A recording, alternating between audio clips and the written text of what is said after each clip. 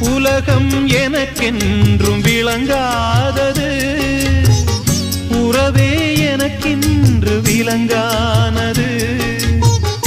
அடடா முந்தானை சிறையானது, இதுவே என் வாழ்வில் முறையானது. பாறை ஒன்றின் மேலே ஒரு பூவாய் முளைத்தாயே, உறவுக்கு உயிர் தந்தாயே. நானே எனக்கு நண்பன் இல்லையே, உன்னால் ஒரு சொந்தம் வந்ததே. என்னைத்தானே தஞ்சம் என்று நம்பி வந்தாய் மானே. உயிர் பூவெடுத்து ஒரு மாலையிடு, விழி நீர் தெளித்து